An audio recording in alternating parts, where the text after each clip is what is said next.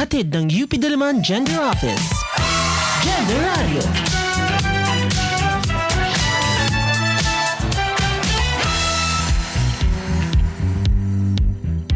Hi, magandang araw sa inyong lahat. At syempre, nandito ulit tayo sa Gender Radio, ang chikahan sa kasarian ng Diliman Gender Office. Ako pa rin to, ang inyong host, si Shane David. Last week, last episode natin, ganyan, pinag-usapan natin kung paano nga ba ang role ng mga teacher sa pag-mainstream ng mga pag-aaral at kamalayan na tungkol sa gender sa mga paaralan. Nakasama natin from AXI Teacher Ruby, ang chairperson ng Alliance of Concerned Teachers. Ngayon naman, dahil Pride Month na, dami na natin nakikitang rainbows everywhere.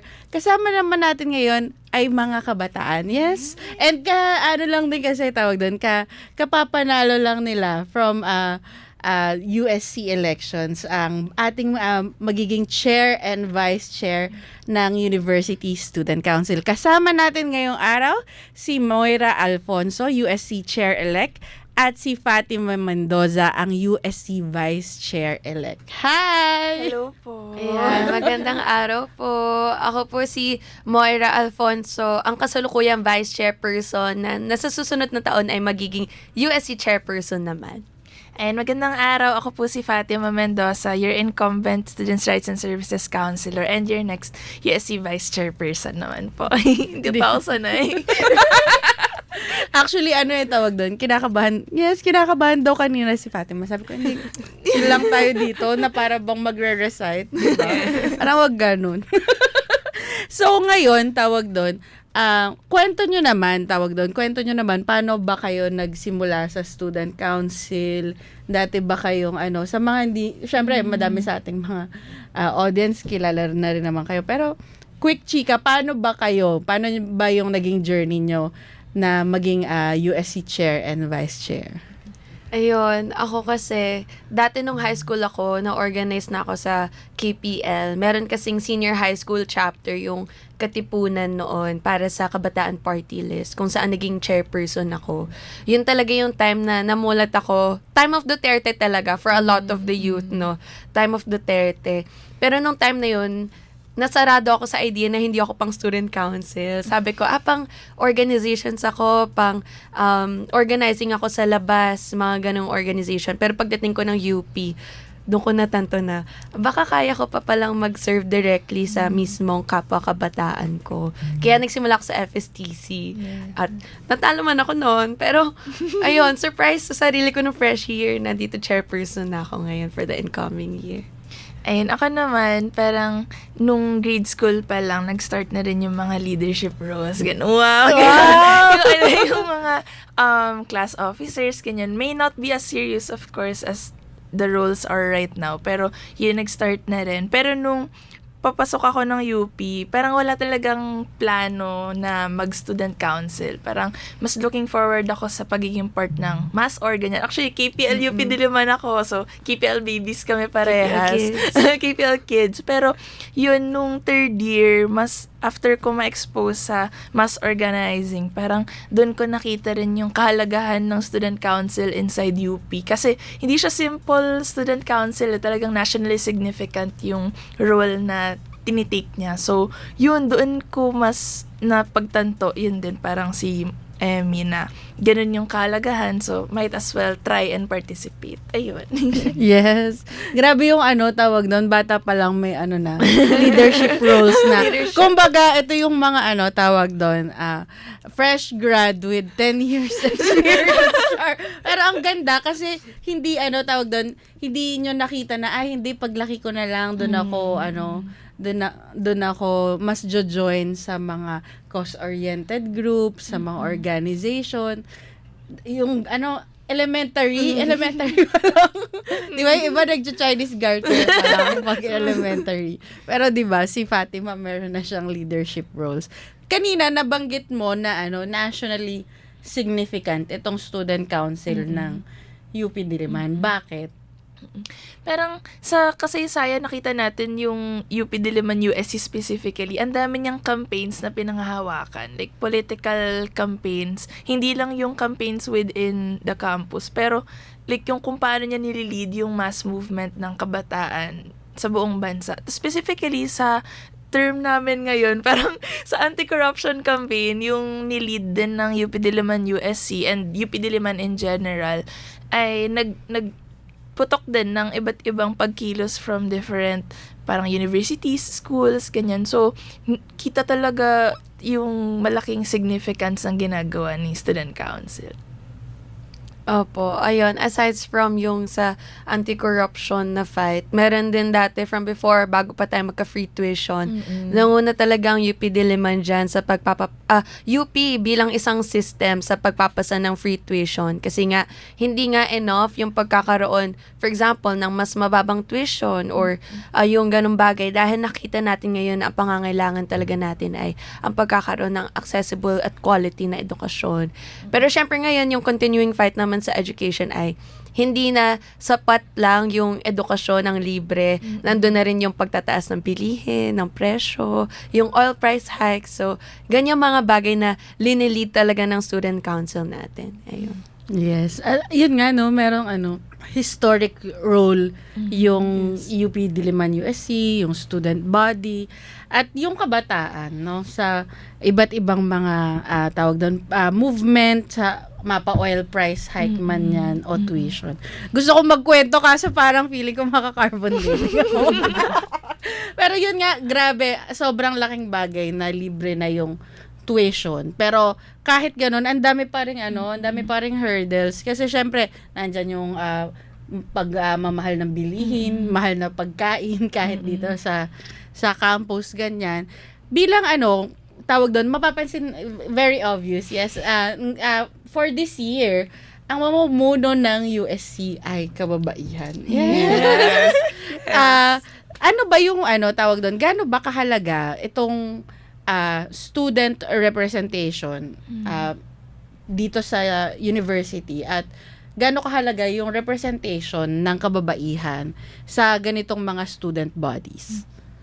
Siguro sa panguna muna, pagdating kasi sa representation ng kababaihan, mahalaga kasi yung direct na danas mismo ng isang babae na never ma-replicate talaga, for example, ng pagkukwento or pagkakaroon ng exposure sa kapwa kababaihan. Doon mo kasi makikita na kung siya mismo ay nakaka-experience ng ganitong mga kahirapan or difficulties, for sure, mauuna at mapaprioritize yung ganong mga experiences ng iba ng estudyante. But at the same time, nakita natin dito na yung pag-represent kasi ng kababaihan would also give inspiration siguro or yung pag-create ng image ng isang leader na hindi lamang babae, kung hindi pwedeng maging lalaki, pwedeng maging LGBT. For example, pwedeng maging PWD. Yung mga ganong bagay na talagang makita ng isang estudyante yung sarili niya sa leader. Yun yung kahalagahan din siguro ng representation sa USC level. Hindi lamang sa concerns at platforms, kung hindi sa mismong individual, kung nagre-reflect ba kung ano yung gustong makita or naiisip ng isang estudyante kapag naiisip niya ang isang leader. Ayun. Ayun. What she said. Char. Pero agree na, suhayan lang din, parang dagdag lang. Parang sa representation in general, nakaka-encourage kasi talaga siya ng ibang tao na kaya naman talaga ng kababaihan, ng LGBT, ng PWD, ng iba't ibang sinasabi na minority groups na maging leader at manguna sa iba't ibang campaigns. Parang growing up, di ba, parang nandun yung typical stereotype na, men are meant to be leaders, but for women, dyan ka lang, ganun. But for us, parang habang tumatagal, habang nagde-develop yung times, mas na-encourage talaga yung mga kababaihan na kaya mo rin i-take up yung role na yan at kaya mo rin magsulong ng campaigns, not only for yourself, but for a wider, parang, hindi naman audience, parang groups of people na nangangailangan ng representation sa mga campaigns na yun. Yes. Marami na tayong yan na naman tayo sa carbon dating. Marami tayong mga kakilala at naabutang mga student leaders ng USC na mga kababaihan at sa local college councils, mga student regents. So talagang very active yung papel ng kabataang kababaihan. At the past years, hindi lang kababaihan, nandiyan din yung representation ng LGBT. Yes. So, sobrang open for anyone na handang tawag doon, i-take on yung role at syempre mabigyan ng mandato ng kapwa mga estudyante. So, ito nga, sa tingin nyo ba, dahil tawag doon, Pride Month ngayon so, ano ba yung parang role naman ng mga estudyante at ng mga kabataan kapag ang pinag-uusapan naman natin ay gender?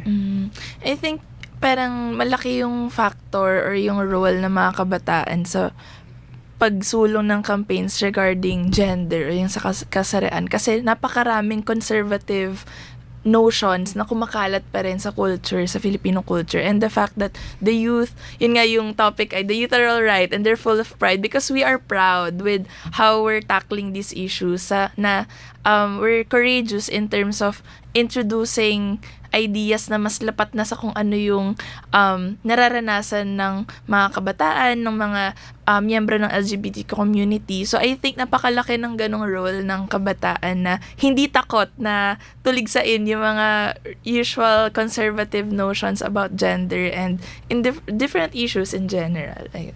Meron pa nga yung sinabi ni Mal, di ba? That women hold up half the sky. So parang yung ganong idea kasi nakita natin na ang kababaihan ng mga LGBT, they're deeply intertwined in the different sectors, hindi lang kabataan, pati sa mga magsasaka, mga maralitang, mga mangingisda. And so that's where we see kung bakit mahalaga yung ang paglaban nila, pag-take up nila ng campaigns. Kasi yung laban nila ay tied hindi lamang sa kasarian nila, kung hindi pati na rin sa trabaho nila, kung ano ba yung class nila sa lipunan natin. So, doon natin nakita na ganun talaga kahalaga. Kasi kung kalahati halos ng lipunan ng parang society ng Pinas ay babae, at mas marami pa doon ay yung mga LGBT, what more yung power natin bilang nagkakaisang pagkilos, no? Kapag lahat yon ay nahamig natin para mag-take up na labanan yung mga restrictive na gender norms, mga societal norms na ini-implement or ini-impose sa ating kabataan, mga kababaihan. That's true.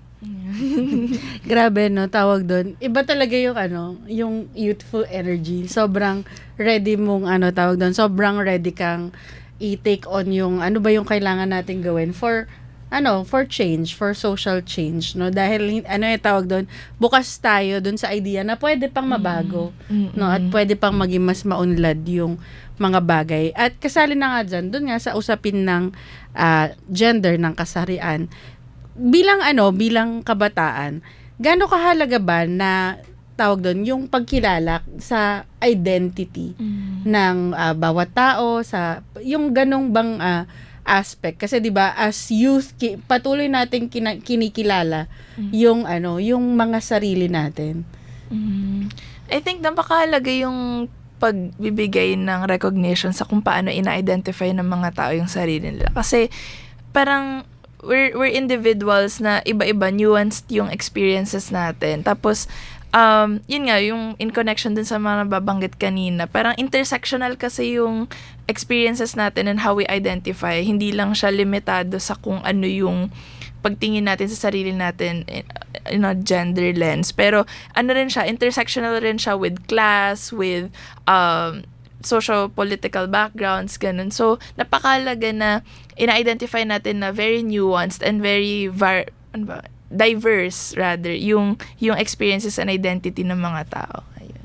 Doon kasi natin makita din na each of us, we're all products of our own time Pinagmulan natin ng iba. Kung kaya't ganito yung kamulatan natin sa kung ano ba yung identity na nais nating ipakita. Ganon din siguro yung kaisipan dati nung conservative pa, ang mga mas magulang natin, mga lolo't lola, ganon. Pero dito natin nakikita kasi yung ideals, for example, ng kung ano ba ang babae, ang lalaki, or kung hindi babae at lalaki, what if you don't identify as either, doon natin makita na living talaga yung ideal na yun, nagbabago siya, at yung mismong kabataan, kababaihan, iba't ibang sektor, yung nagpapanday talaga nun, kaya nagbabago siya, at all the more ngayon, bakit mahalaga na maging very unashamed in showing yung pagka-individual ng isang tao. Kasi yun yung magpapanday talaga ng kung ano ba yung magagawa nating identity bilang like sa gender, sa kasarian. Ganon. Yes, kanina nga yun nga nasabi mo na tawag doon.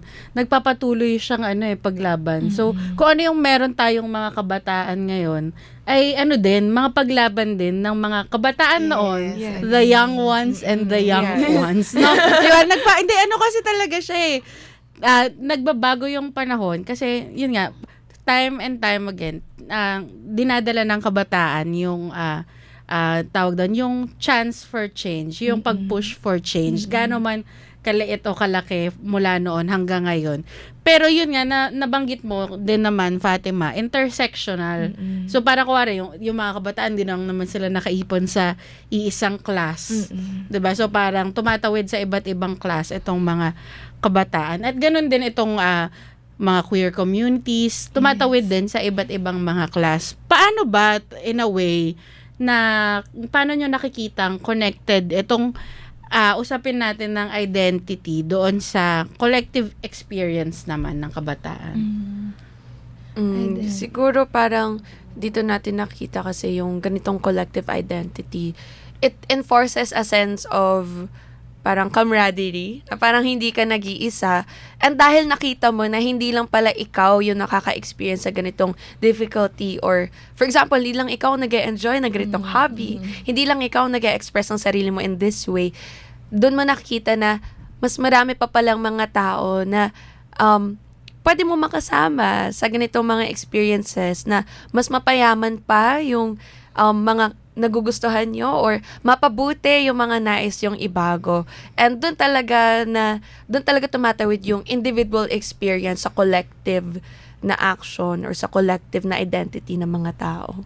I think doon din papasok yung nabanggit din kanina na kahalagahan talaga ng pag-recognize sa identity. Kasi doon may encourage yung mga tao na mas maging open sa kung ano ba yung nararanasan nila, ano yung naiisip, nararamdaman nila. Then doon din papasok yung collective action na, ay hindi lang pala ako yung nakakaranas nito. Ang dami pa palang iba na similar, may not the same, pero similar yung experiences. And doon may kita na pare-parehas din pala tayo ng pinagdadaanan, pare-parehas din pala tayo ng gustong mangyari, at doon papasok yung collective parang effort ng mga tao na talagang harapin kung ano yung mga kailangan harapin at baguhin yung mga kailangan baguhin. Ayun.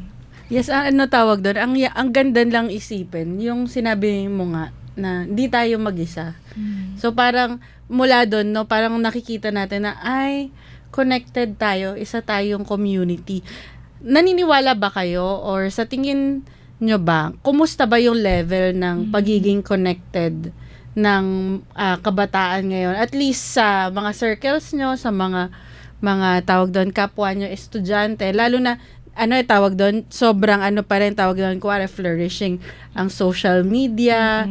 Kumusta ang mga estudyante ngayon, ang org life and all? I think very alive ang Yes, organizations I agree. natin. Parang napaka-apparent nun sa iba't ibang mga campaigns na dala-dala, and yung, especially after the pandemic, na sobrang laki ng effect ng pandemic sa org life in general, or yung ganong participation ng students. Parang unti-unti natin siyang nakikitang nabubuhay muli. At I believe doon kasi papasok ang kahalagahan na nakikita kasi nila yung fruits ng collective action, nakikita nila yung fruits ng collective experience. So, I believe the youth are alright. And they're full of pride. Yes! Tuwa siya sa title. Tuwa siya sa title na ating episode ngayon. So tingin ko nag-matter din dito, parang dalawahan siya na dahil nga galing tayo naman sa pandemic, talagang nagte-thirst na yung mga kabataan at organizations para sa physical na presence, yung pagiging physically present, physical on-site activities. So, habang nagpo-flourish yung social media, ngayon yung next naman nating paglaban ay kung paano ba madadagdagan pa yung mga spaces na makakaangkop sa mga organisasyon, estudyante, na magtipon-tipon physically, makipagkapwa-tao. Dahil, syempre, nakupot tayo nun sa online social space. So, ngayon dito sa UP and in other schools as well, yun na yung next natin, no, na mga pagtambay, Yeah. pag-meeting naman na face-to-face, yung mga Yeah, ganong that's bagay. true. At pagdadagdag pa ng spaces, hopefully. Ayan. Grabe, no, tawag doon. First gap pa lang dami na nating natutunan. Mula sa childhood nila, kahalagahan ng iba't ibang representation ng kababaihan, ng LGBTQ representation sa ating student council, at kung paanong magkakadugtong itong experience na to ng kabataan sa paglaban para sa isang mas makatao at mas gender fair na lipunan. No, mamaya pagbalik natin mas pag-uusapan pa natin kung kumusta ba ang kung kumusta ba ang gender issues at ano ba ang pagtingin ng ating incoming USC sa kung anong kinahaharap ng University of the Philippines Diliman. At magbabalik ang Gender Radio after ilang paalaala. Ang DZUP 1602 ay kasapi ng KBP, kapisanan ng mga broadcaster ng Pilipinas. Sa DZUP 1602, Kasali ka! Halika na't makinig sa DZUP 1602. Tayo na't makinig sa DZUP 1602. Ikaw ako, tayo sa DZUP 1602. Kasali ka!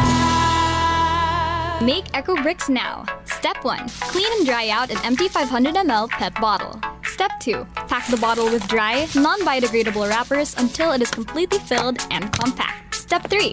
For UP Diliman students, you may deposit your Eco Bricks at the UP Haring Ibon Tambayan. Check out the plastic solution on Facebook for more drop-off points near you. These Eco Bricks can build flood rafts, homes, and schools. Maging bahagi ng Plastic Solution. Isang paalala mula sa DZUP 1602, kasali ka. Ang dami-dami kong kailangan gawin. Maraming examen sa school. Marami rin trabaho para sa mga organizations ko. Halos 3 araw na rin akong walang tulog. Hindi ko alam kung may oras pa akong kumain o uminom man lang ng tubig. Pagod na ako. Di ko na alam kung paano pa ako tutuloy. Ang sariling kalusugan ay ang puhunan para sa kinabukasan. Huwag kalimutang kumain, uminom ng tubig, at matulog ng sapat sa isang araw. Isang paalala mula sa DZUP 1602, kasali ka. Gender Radio.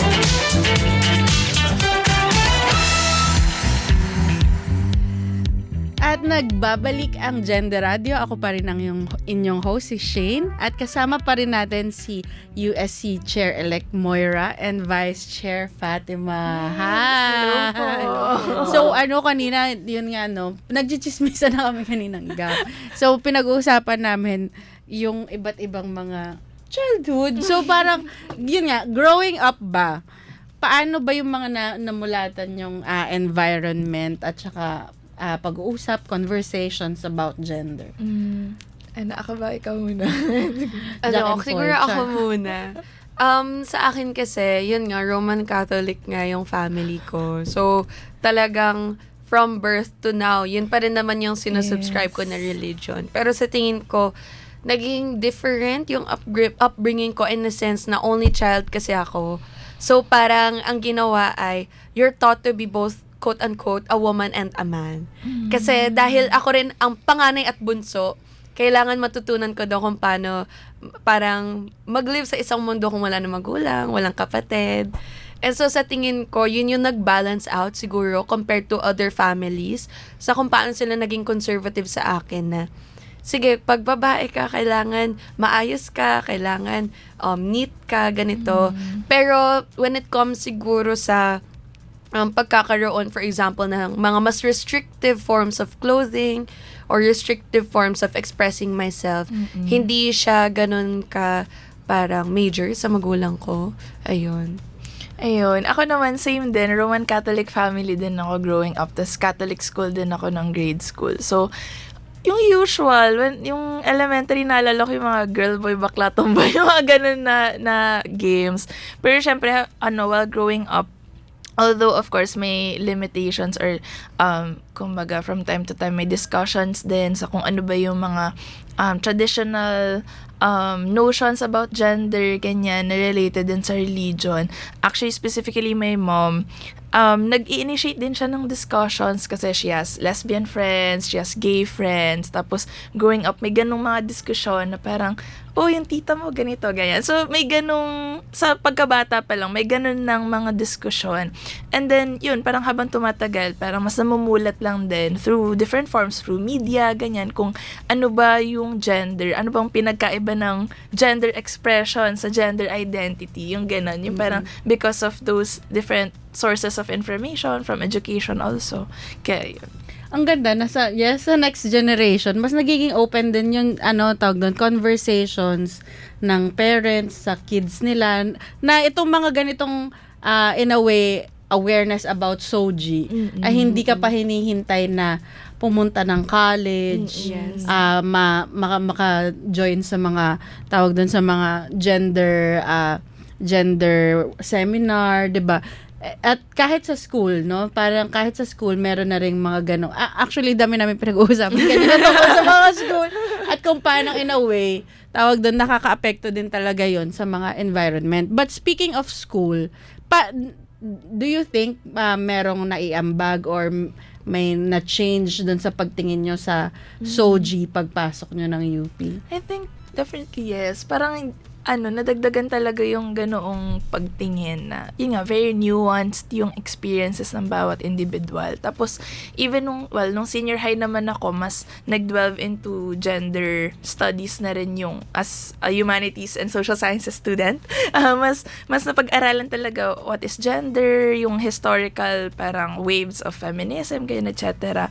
and movements. Pero specifically sa UP, doon nga papasok yung pagiging intersectional ng analysis sa gender, na hindi lang siya gender as in gender lang. Parang intersectional din siya with other experiences. So, I think that's a major contribution ng UP specifically sa kung paano ko view yung mga danas ng gender-related issues and experiences ng communities. Ayun. Siguro for me, yung school ko kasi, pwede mag-shout out. Yes, go! To my hometown, Miriam College. Grabe, Layo. dyan lang. Diyos ko, parang na-witness ko kasi yung time dati na may pa kami, na from a time before na parang hindi pa matanggap ng Miriam bilang institution, na marami talagang from the LGBT within their students. Hanggang sa slowly pagtapak namin ng high school, in-embrace nila yung advocacy na yun, in-embrace nila yung fight sa gender, and I think doon nagsimula talaga yung pagka-close ko siguro sa gender fight. Kasi mismo mga kaibigan mo, or ikaw, or mismong mga peers mo ay mga gay, or yung mga tao na dinidiscover pa nila yung sarili nila, and then now malaman mo na finally they've come to terms with it na trans sila, and nag-transition na sila ngayon. And so, sa tingin ko yung pinaka nag-iba from my time from Miriam, pagpunta ng UPI, kung ano yung scale ng laban na kayang bitbitin ng students or ng kabataan. Kasi dati akala ko na, sige, okay na to within my school, magkaroon kami ng policies within our school, magkaroon kami ng networks that would support our fellow LGBTQ students. Pero pagdating ng UP, doon ko na-realize na actually hindi lang siya within your own school or university eh. Kapag yung laban na binitbit mo kasi, may iba-iba rin yung mga schools na yun din yung danas, or students from different parts of the world or different parts of the Philippines na yun din yung dala nila. And I think yun yung namulat sa akin ng UP na ganun pala kalaki yung bit-bit mong laban. Kailangan mo lang talaga siyang makita at maintindihan. Agree. Ayun. Tsaka doon din papasok yung nabanggit din kanina, yung kalagayan ng mga organizations, student councils, ganyan, inside the university. Yung participation sa malawak na laban talaga na danas din naman ng iba't ibang communities. Ayun. Ang ganda nung yes, kanina pa ako nagaganap sa points nila. Hindi kasi yung layo ng school ni Kami lang Moira. dako lang. Parang matagal yung biyahe pag traffic. Sa Pero Katipunan. pag traffic sa Katipunan, ang ganda na kahit yung institution nagja-change. Parang nabanggit niya nung una, ito yung struggle ng institution hanggang sa dahil nakinig sila doon sa at nakita nila, hinarap nila na okay, ito yung katangian ng mga estudyante natin. Ito, yung identity ng ilan sa ating students. Imbis na, tawag doon, magmaang-maangan tayo na hindi ito nangyayari, ay i-embrace mo at ipaglaban mo yung mga rights nila. Kasi, ang ganda na, na growing up, ganun yung nakikita mong in a way paradigm shift na mula doon sa kalaban nyo kami, kakampi nyo kami. Tapos, nung paglipat nga rin sa UP, bilang college students, ay nakita na, we're all in this together. Kasi, totoo naman, kapag kawarep, may mga tawag doon, may mga campaign, for example, against corruption, hindi lang naman UP Diliman. Yes. Yung nandyan, kasama natin yung mga kapwa nating estudyante sa Katipunan. At iba pang mga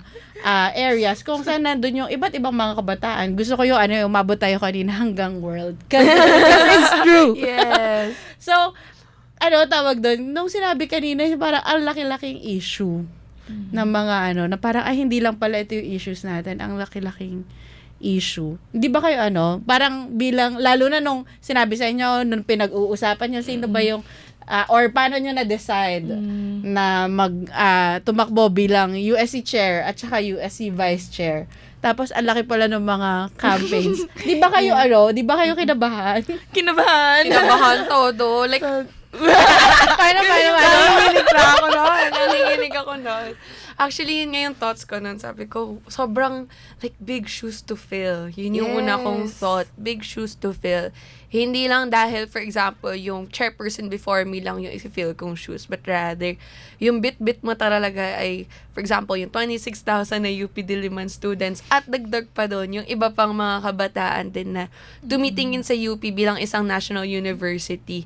So, nauna yung takot at kaba, oo. Pero sa tingin ko yung collective na kasama ko, yung USC collective leadership na pagkakaroon na hindi naman din ako mag-isa.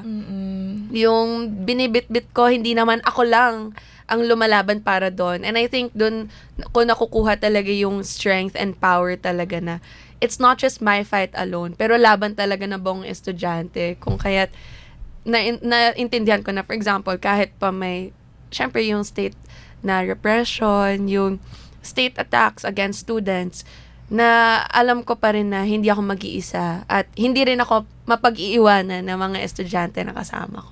Agree. What she said. Ganun din talaga yung sagot ko kasi yun yung kahalagahan Yung parang, of course, it could feel so pressuring, isolating at times when you think na ikaw lang yung lumalaban. Pero in reality, it's not like that. Ang dami-dami mong kasama na may similar experiences, may similar advocacies and campaigns sa pinanghahawakan. And I think doon talaga babalik na during times of yung challenges na hinaharap natin bilang student leaders, babalik talaga dun sa mga kasamahan mo na ganun din yung pinaglalaban. Ayun.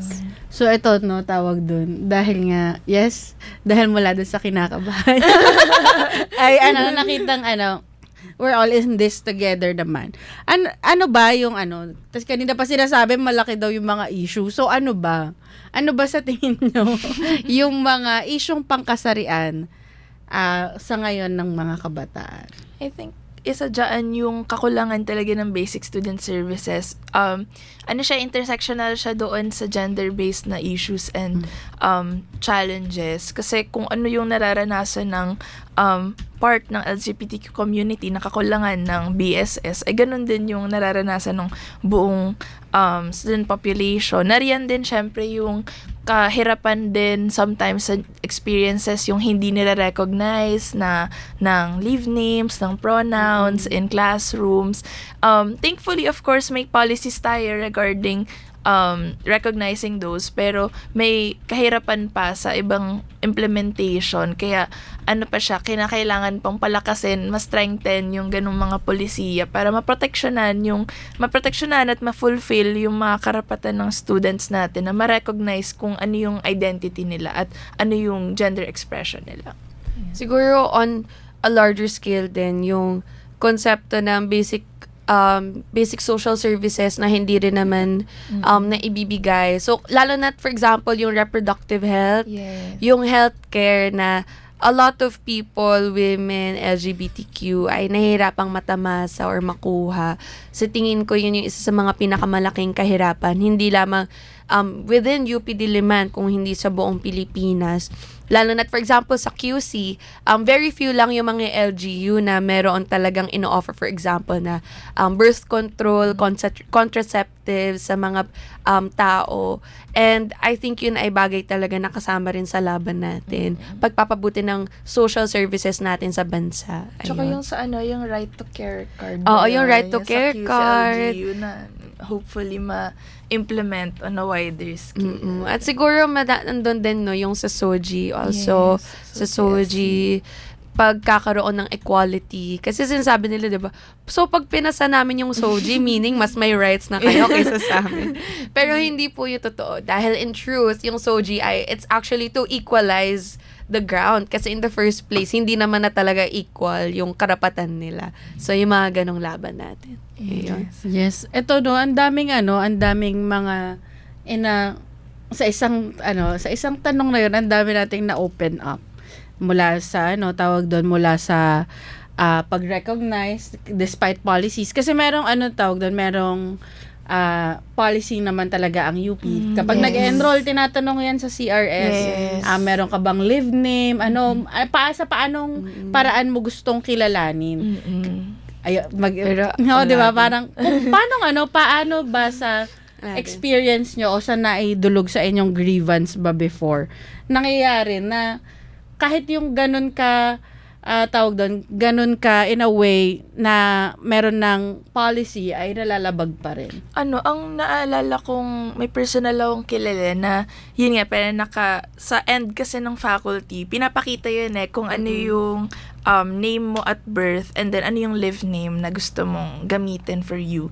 Tapos, ang experience niya, pinipilit ng faculty na yung name niya at birth yung gamitin kahit na ayaw niya nang gamitin. Tapos may personal din ako experience na na witness na during CWAT's graduation, hindi yung live name niya yung ginamit sa certificate and sa pag-recognize sa kanya. So, may mga ganong experiences talaga na kahit may policies na, kahit literal na binigay na sa'yo, yung live name, yung pronouns, lahat na ganun. Parang may mga faculty members pa rin na others may be quote-unquote honest mistakes, but for others kasi conscious decision na siya. So, I think may ganun pa rin kahirapan sa pag-implement ng policy na yun. Siguro yung isa sa mga difficulty din dito ay hindi lang kasi estudyante yung sakop ng pag-enforce nito, kung hindi mga instructor, professor, na marami rin sa kanila ay iba ang nakasanayan, iba rin ang kinalakihan, and so iba rin yung ini-impose na standards inside their own classrooms.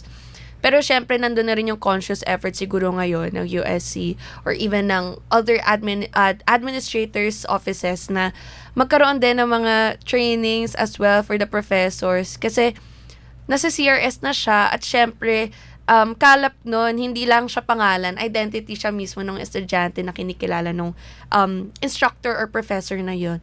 And so, part din siya ng laban natin. Na actually, yung CMC, also, they drafted a resolution sa General Assembly of Student Councils noon sa GSE tungkol sa live names. And sa tingin ko yun ay bagay na pwede ring mapagpatuloy talaga na mapaikting ngayon paggamit. Oo. Tsaka hindi lang sa Diliman, but system-wide na kasi siyang campaign. And even nationwide pa nga, if we could argue na, parang campaign na siya na to really recognize yung live names, yung pronouns, sa kung paano ba ina-identify ng mga students yung sarili nila. Diba? Yung mula dun sa kung titingnan natin, basic siya kasi pag simula ng klase, anong ginagawa? Check ng attendance, diba? So, how hard na maranasan na meron ka pa ring instructor din na ipipilit na i-dead name ka every single time na papasok ka sa klase. Sa tingin nyo, dahil kung titingnan natin, very local na policy ito within the campus. Ano yung parang, dahil nabanggit nyo isa din sa mga tawag doon, interest ng kabataan ngayon na maipasa yung SOGI Equality Bill, paano makakatulong itong ganitong mga batas para ma-solve kahit itong mga ganitong daily occurrences na pwede pa rin maranasan ng mga kapwa nating estudyante. So tingin ko ma-resolve siya in a sense na kapag kasi on a national level may ganito tayong laban at ganito yung pamantayan or standards na kailangan nating ma-uphold sa kung paano ba natin pinoprotektahan ang mga scholar ng bayan or estudyante na may piniling kasarian, doon natin makita kung paano dapat natin siya mini-mirror, ina-amplify even on a smaller scale, something as small as a university dito sa Diliman. Kasi, for example, pagdating sa mga anti-discriminatory na mga bills or laws within QC or sa national level, or pagdating, for example, sa reproductive health, reproductive assistance, yun ay mga bagay na mas ma-amplify and strengthen natin dahil alam natin na hindi lamang nakukupot yung laban dito sa university, kung hindi ay equal din yung paglaban natin sa national level. Ayun. I think dagdag din doon, parang 'di ba sa usapin ng norms and beliefs and culture, napakalaki ng papel ng batas sa kung paano fino-form yung ganong norms na yun. So if we have those progressive bills become laws na nai-implement na siya nationwide, and yun nga, malalocalize din sa universities like UP Diliman, makaka-help siya sa pag-shape ng kung ano yung nakikita ng tao as tama at mali. Na mali mag-discriminate, mali mag-dead name, mali mag-ganyan-ganyan. So, naka-stipulate clearly sa mga progressive na batas na ito. So, ganun din natin siya ina-appreciate na stepping stone siya sa kung paano natin tutuligsain na yung conservative, discriminatory cultures na namamayagpag sa Pilipinas, yan, sa bansa. Yan. Yes, at dahil nga dyan, no, dami nating napag-usapan mula sa mga childhood at school nila at hanggang dito nga sa napakaraming issue ng kabataan na related sa gender. Pero syempre, kailangan mag-break muna tayo, 'di ba? Para kayanin nyo pa dahil babalik ang Gender Radio dito pa rin sa DZUP 1602. Kasali ka. Halika na't makinig sa DZUP 1602. Tayo na't makinig sa DZUP 1602. Ikaw ako, tayo sa DZUP 1602. Kasali ka. That time, I was wearing a jacket and pants. Suot ko nun yung pulang bestida na bigay ng nanay ko. I was wearing a sando and black leggings. Nakasuot ako ng daily school uniform kasi may pasok nun. Whatever we were wearing, we were not and we will never be asking for it. End victim blaming. Stop rape culture. A public service reminder from DZUP 1602. Kasali ka. Ano na nga ba ang kalagayan ng lesbian, gay, bisexual at transgender o LGBT community sa Pilipinas? I felt they only wanted a part of me. Kami yung part ng society na hindi masyado napapansin. May decision ka na gagawin if you're gonna accept who you are. Love, peace, and acceptance. Pagtanggap ang tunay na kailangan ng LGBT, itigil ang diskriminasyon, ipaglaban ang pantay na karapatan. Isang paalala mula sa DZUP 1602, kasali ka. Gender Radio.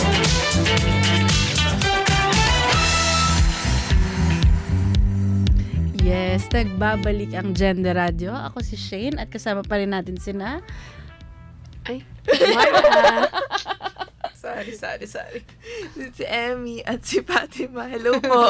Bakit Emmy? Ano po, like, nickname ko talaga yun. Pero yung legal name ko nga ay Myra Alfonso. Okay, so yun no, Emmy. Yes. Kanina ang dami nilang Emmy kanina. Di, kaninang break. Yan na naman sa mga pinagchichismisan pag break. Pinag-uusapan nila yung mga love life. Chika. So, ito, tawag doon. Kanina, pinag-uusapan natin yung internal policy sa university na despite nakasabi na nga ay hindi pa rin ganun ka natutupad. Kagaya na lang ng paggalang sa mga live name ng mga tao, nangyayari pa rin na dineded name sila. Tapos, nandun din yung sa kung paanong itong SOGI Equality Bill, in a way, is kapag kasi nga naman naisip sa batas yung isang bagay, it reflects ano ba yung values no ng isang bansa. At in a way, dapat din naman talagang mag-keep up no yung batas natin na ma-update naman sila na hey, ito na po ang usapan natin ngayon at mahalaga na sa mamamayang Pilipino ang SOGI equality. At hindi ito isang super law na parang merong super rights yung iba versus sa iba, kundi yun nga mas equality bill siya. So dahil pinag-uusapan nyo na rin lang yung pag-ibig yes. Paano ba tawag doon? Paano din ba nakikita ng kabataan ngayon itong mga ganitong issue kagaya na lang in a way ng right to care at ano pa ba yung parang pagtingin ng kabataan ng mga estudyante ngayon dito sa mga karapatan na in a way hindi pa rin nakakamit no despite ang tagal na nating pinaglalaban. Ayun, sa tingin ko parang napakahalaga talaga na 'di ba Maslow hierarchy of needs. So, pero kung sa basic needs pa lang ay hindi na natatamasa, paano pa matatamasa yung higher needs no ng security, ng acceptance, ng self-actualization na talagang matugunan yung basic social services, basic student services sa loob at labas ng pamantasan. Kaya naman kasama naman talaga lagi sa campaigns natin yung commit doon sa mga needs na iyon mula sa baba hanggang doon sa yun nga pag-accept sa kung ano yung identity, ano yung expression ng mga estudyante at ng mas malawak na komunidad. Ayun. Sa tingin ko doon kasi natin nakita rin, for example, yung right to care, yung kahalagahan din talaga ng batas, institutions, and regulations sa pagbibigay talaga ng ang papel sa mga tao, sa pagbibigay sa mga tao ng platform. Kasi for as long as hindi kasi nabibigyan ng espasyo ang isang bagay, ang isang tao, hindi rin talaga siya magfa-flourish at mabubuo doon. So, for example, yung right to care, no, yung karapatan mo para lang magkaroon ng rights na diktahan yung healthcare ng partner mo kahit na life and death situation na siya, hindi siya natatamasa ng lahat ng tao. And I think yun ay mga bagay talaga na kailangan pang mas paigtingin, kaya nga ganun rin kahalaga kung paano dapat nagki-keep up yung mga institutions and kung paano rin dapat ina-ensure ng mga tao na yung mga institutions like the government or mga opisina ay pinapapatuloy yung mandate nila na service for the people talaga. Ayun. Ito no, dahil service at yun nga na ang dami pang mga bagay na struggle pa rin ngayon na yun nga, pag hinanay mo yung mga pangangailangan ng tao, nandun yung pagkain at nandun din yung mahalin. So 'di ba? Sobrang magkakaugnay kung paano nga ba natin in a way pinupush forward na maging better yung mga bagay. Ano ba yung pride para sa inyo at sa tingin nyo para sa kabataan ngayon? Feeling ko talaga yung pride for the longest time ay expression talaga siya ng mga tao eh. Pagpapakita ng identity at yung kakayahan na hindi na kami nakukupot or nahihiya sa aming mga sarili. Hindi na kami magpapakasapat na magtago na lamang. Dahil nga 'di ba, ang Pride ay isang protesta. Yung Pride may Pride March, yung Pride may iba't ibang mga events. And yung magkakaugnay na theme sa lahat ng ito ay na it's a way to express yourselves. Pagpapakita na may espasyo para sa mga kabataan, sa kababaihan, sa mga bakla. And doon natin nakita talaga na yung pride, hindi lang siya basta-bastang, for example, colorful clothing, hindi lamang siya pagpapakita ng mga slogan. It's actually us showing na hindi lamang isa yung ganito ka-proud sa sarili nila, hindi lamang kakaunting grupo, kung hindi libo-libo mga Pilipino, mga kabataan, na gustong ipakita na kaya naming bigay ng pagbabago. At ito na ngayon, parang yung current na estado ng kabataan, ito yung kagustuhan namin. Yung freedom to express ourselves at yung karapatan na maibigay sa amin yung karapatan na magmahal ng ibang tao at ng gusto naming mahalin. Oh. Yes, mahal siya. Yes, that's true. Ay, kinilig siya bigla. May iniisip talaga siya dyan. Pero that's true, no? Pero sa Pride talaga, more than kasi diba usually ginagamit talaga siya ng companies, for instance. Yes. Just to earn more.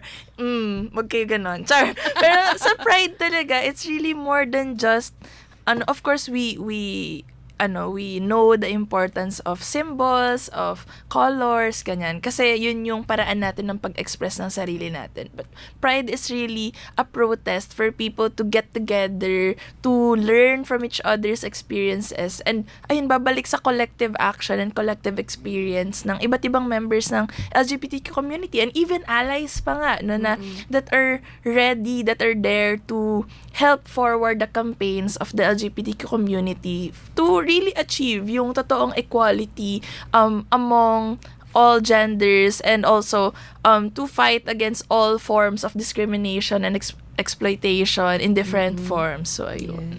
Ang ganda kasi tawag doon, nagsisimula siya sa personal expression, yung confidence at saka yung pagkilala mo sa kalayaan mo na pwede mong gawin na ipahayag yung sarili mo at yung pagmamahal mo na valid at may halaga kang tao nang hindi na kailangan pang questionin yun, no? Hanggang dun sa yung sama-sama na natin yung gawin.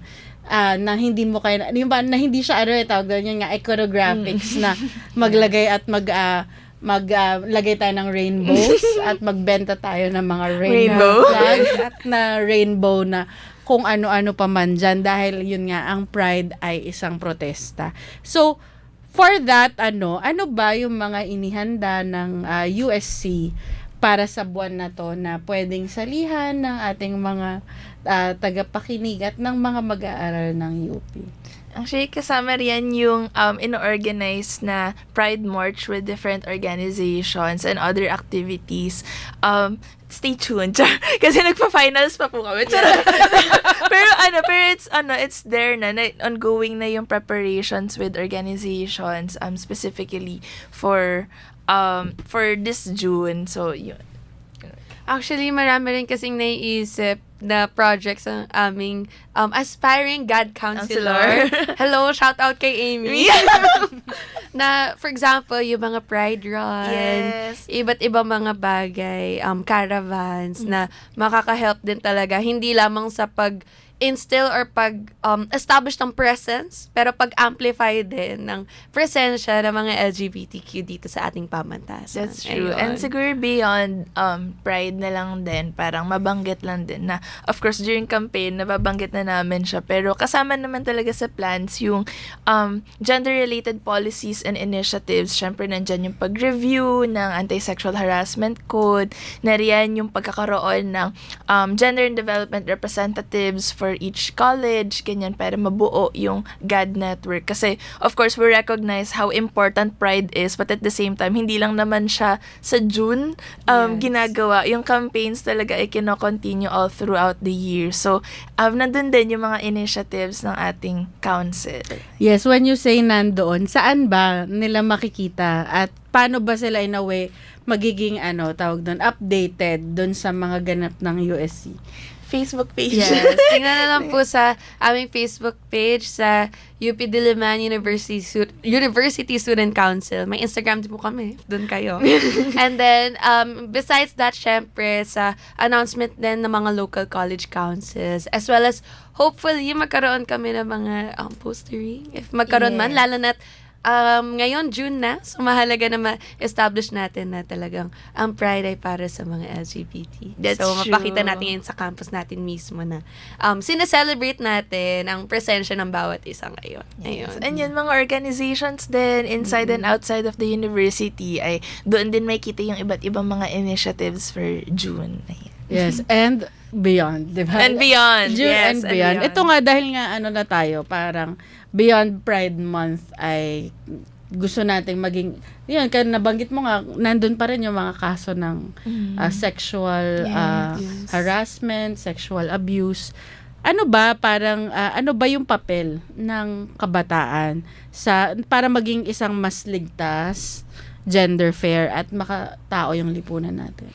I think nandyan talaga yung importance ng pagtuligsa nung discriminatory culture, yung pagkakaroon ng kultura na ninonormalize yung ganito mga power dynamics, yung ganito mga pagtingin sa isa't isa. So, napakahalaga talaga yung pagpasok ng yung gender sensitivity trainings, yung pagkakaroon ng educational discussions that tackle not only gender issues but also yung yung namamayagpag na patriarchal and macho-feudal culture that normalizes those types of things, and mas i-introduce yung pagiging mas inclusive na culture and yung pag-respect talaga sa karapatang pantao ng bawat isa that cross all genders and identities. Actually, doon nga natin makikita yung kahalagahan din, yung sinabi ni Fatima, yung pagbuo ng antithesis na kultura. Kasi kapag bata ka, mas more likely na na-absorb mo directly yung behaviors ng mga tao around you, kung paano sila mag-act sa ibang tao, kung discriminatory ba sila. For example, yung mga lumalaki sa mga pamilya na medyo feudal nga yung experiences. And that's exactly why, to create a culture that counters this discriminatory kind of behavior is exactly the role of the youth. Kasi bilang kabataan, may kakayahan pa tayo na magbago, may kakayahan din tayo na magturo ng ibang kultura. And I think nandun talaga yung role ng youth, kung bakit mahalaga rin na tayo mismo yung nagpapanday ng kultura na gusto nating makita, yung kultura mapagpalaya, ayun, na mapagpasya tayo sa gusto nating kinabukasan. Ganon. Yes, di ba? Kung ganyan ba naman, edi talagang very hopeful tayo. Sabi nga yun, the youth are alright. Yan ang kabataan natin ngayon. Yes! At dahil dyan, no, magpapasalamat kami sa inyo dahil sinamahan nyo kami ngayong araw dito sa Gender Radio. Thank you, Fatima. Thank you, Emmy. Thank you po. Thank you dahil ang dami ko ding natutunan ngayong araw dun sa kung kumusta na nga ba ang kalagayan ngayon. Ano ba yung in a way last words or message nyo sa inyong mga constituents, kapwa mag-aaral na nag-elect sa inyo at nagtiwala sa inyo na i-lead ang student body ngayong school year? Siguro unang-una po, maraming salamat muna sa mga nagtiwala sa akin at sa mga estudyante rin na pagtutulungan din natin yung ating laban ngayong taon. Hindi madali ang pagiging chairperson, hindi rin madali na maibigay or mapagtulungan natin yung mga campaign sa gusto nating maipasa or magawa. Ngunit alam ko naman na kasama ko kayo, mga scholar ng bayan, kasama ko rin ng USC, sa pagpapatupad ng iba't ibang mga student services, iba't ibang campaigns na nais nating magawa itong susunod na taon. At syempre, mas lalakas at lalaban lamang tayo ngayong susunod na academic year. Tama. Ayan, ninakaw niya na lahat ng gusto kong sabihin. Para ba magmamayari niya? What she said. Pero yun, ayun po, maraming salamat po muli sa pagtitiwala sa amin, sa hindi lang sa pagboto, kundi sa malawakang pagkilos natin all throughout the year ngayong incumbent USC. Itong paparating ay sana makasama rin namin kayo sa lahat ng ating kumpanya, sa ating mga plataforma, dahil yung lakas ng USC ay hindi lakas namin, kundi lakas ng sangka-estudyantehan at ng buong komunidad ng UP. At kasama ninyo kami, hindi lang ngayong Pride, ngayong June, kundi all throughout the year sa ating mga campaigns upang mapalaya ang isa't isa mula sa tanikalan ng ari at syempre sa tanikalan ng uri at iba't ibang mga forma ng diskriminasyon sa ating buhay. Ayan po. Ayan, no? Ang ganda dahil ang goal ay yun nga, better world, wala nang discrimination. Yes. At bilang kabataan ay nandun yung goal na baguhin at pagandahin pa to. At syempre, pasasalamatan din natin ang mga nakasama natin ngayong araw para sa ating para sa ating episode, si Almira Mendoza, ang DZUP producer in charge, Jansen Pagulayan, ang ating streaming director, si Ramon Ibanez ng ating tech team, at syempre salamat sa ating USC Chair and Vice Chair. Thank you po. Ayan, no. At dahil dyan, magpapaalam na tayo, magkita-kita tayo ulit sa susunod na episode ng Gender Radio, ang chikahan sa kasarian ng Diliman Gender Office sa DZUP 1602. Kasali ka! Bye! Gender Radio.